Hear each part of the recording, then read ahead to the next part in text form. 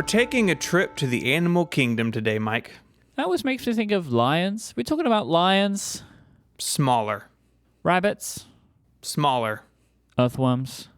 Even those are huge compared to our topic for today, the lowly tardigrade, which is classified as a micro animal. That does sound small. Indeed. While multicellular like all animals, most tardigrades are not visible to the naked human eye. The biggest examples reach about 1.5 millimeters in length, while newly hatched ones, little baby tardigrades, are often smaller than 0.05 millimeters. While small, we've known about tardigrades for quite a long time. They were first discovered by German zoologist Johann August Ephraim Goes in 1773, who called them little water bears due to their somewhat bear-like appearance. 4 years later, Italian biologist Lazzaro Spallanzani named them tardigrada, which means slow steppers. Today, we know of over 1,300 species of tardigrades, and they've been discovered almost everywhere we've looked for them. They can be found on mountaintops, deep under the ocean, in mud volcanoes, the rainforest, and even on Antarctica. The more we talk about it, the more I feel like they're all over me.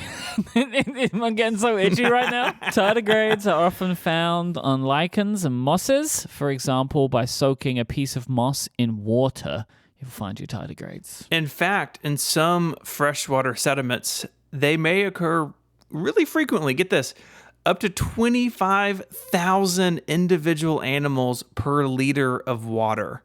You've probably ingested tardigrades, is what we're saying. Individual species have amazing abilities to survive extreme conditions, such as exposure to incredibly high temperature and low temperature, extreme pressures, both high and low, air deprivation, radiation, dehydration, and starvation.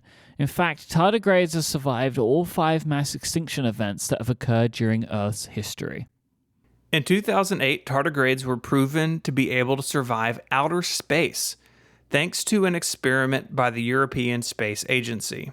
2 species were basically dehydrated, just dried up, and launched on an uncrewed scientific mission. After 10 days in space, they were returned to Earth. Some 68% of the specimens that were shielded from high-energy radiation were revived within 30 minutes of exposure to water, with many going on to procreate successfully afterwards. However, the tardigrades that were exposed directly to the UV light of the sun didn't do so well, with the vast majority of them dying. But some did survive. Do you think going to space is like a good tardigrade pickup line? Is you thinking of this specifically because of the procreating comment? Yeah. These things are super weird. Can we take a break so I can stop itching for a minute, please? Yeah, this is unsettling. Okay. This episode of Ungeniused is brought to you by Privacy, a tool that makes it easy to manage your financial life online while keeping your most important information secure. By generating virtual numbers, Privacy masks your bank information, so you never have to worry about giving it out to people you don't know online. We've all had those times where we've logged into our bank and we see that our card number has been used without our permission, without our knowledge. It's a terrible feeling. It sets off a whole chain of events you have to deal with. Well, with Privacy, you can really control this. You can take back control of your payments. You can decide who can charge your card, how much they can charge, and how often. And you can close cards at any time. Plus, you can make sure you're never accidentally billed twice or upgraded to another service without your consent. And Privacy.com is partnered with 1Password, so you can create, use, and save privacy cards directly within your 1Password dashboard. All virtual cards created in 1Password have the same security benefits as your other privacy cards, so you can do things like set spend limits, create single-use or merchant-locked cards whenever you want. So head on over to privacy.com/ungeniused and sign up for an account. New customers will automatically get $5 to spend on their first purchase. That's privacy.com/ungeniused to sign up now. Our thanks to Privacy for their support of the show and Relay FM. So we mentioned that tardigrades are multicellular organisms, but there's something pretty unusual there as well. All adult tardigrades of the same species have the same number of cells, with some having as many as 40,000, some having far fewer, but every species has the same number. within itself. That's very strange to me. Like, It's strange that it's the exact same number. That's the weird part. Like, if it was like close, it'd be like, okay, that's odd. but exactly the same this number. is just very weird. Because they're weird. In case you hadn't guessed, the underlining part of today's episode, tardigrades, cool and weird. Cool and weird. Look like tiny bears. Are we done? Is that it? Is that the end? No. Okay. No, there's more. It's going to get great. weirder. They don't have specific respiratory organs, so no lungs. They breathe through the surface of their bodies. I hate it. That body, by the way, is barrel-shaped. They look like little bears. They have horrible mouths. They're so gross looking. Terrifying. Thankfully, you can't see them in real life. Those barrel-shaped bodies include 4 pairs of stubby legs, a head, 3 body segments, and a tail segment. Food goes in one end and out the other. The only normal thing. Everybody poops. The only expected thing about tardigrades. They eat plants and bacteria. Some are carnivorous, eating smaller species of tardigrades. Oh, no. Again, it's like, why only some of them, right? Right?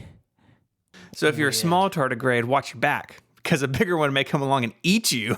For its disgusting mouth. Tardigrades molt, shedding their outer skin as they grow, just like humans. Of course they do. Of course they do. What other gross things could they do?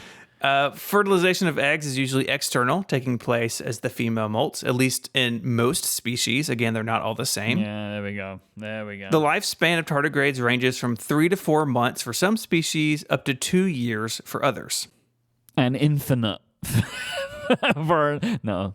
Many organisms feed on tardigrades, and their movement into new environments often attracts other invertebrates to follow suit. In a way, they are the tiny pioneers of the animal kingdom. Tiny, weird, upsetting pioneers. Do you reckon any tardigrades listen to this show and they're going to write in and be upset Yeah, with but us? the text on the email is going to be really small. Really very tiny point font for tardigrade email. Thank you to Amanda for sending this topic in. If you want to learn more about tardigrades, we have some links in the show notes, including a really interesting one about that European Space Agency scientific experiment with tardigrades. Tardigrades in space. September, of course, is National Childhood Cancer Awareness Month, and we at Relay FM raise money every year for St. Jude Children's Research Hospital, a hospital that in its nearly 60 years of history has moved the needle on childhood cancer in some amazing ways. When they started, the survival rate was just 20%. Today, it is 80%, thanks in large part to the work of St. Jude. They provide that care to families and to children without charging them a single dime, and that's possible due to donations from people like me and you. So go to stjude.org/relay and donate today. We recently crossed, Mike, $500,000 for St. Jude this month. Incredible. If you haven't donated yet, there's still time. stjude.org/relay. And if you have donated, you can do it again. Do it again. Do it again. Do it for the tardigrades. Yep. As small as a tardigrade is, your donation can be so much bigger. They should put that on a t-shirt. St. Jude. I'm going to write that down. If you want to suggest your own weird topic, weird story, weird micro animal for us to talk about, you can find us on Twitter. The show is @Ungeniused. You can find Mike there as IMYKE. And you can follow me on Twitter as ISMH. Until the next time we go swimming in a sea of animals we can't see, touch, or taste, Mike, say goodbye. Thank you. I hate it. Goodbye. Bye, y'all.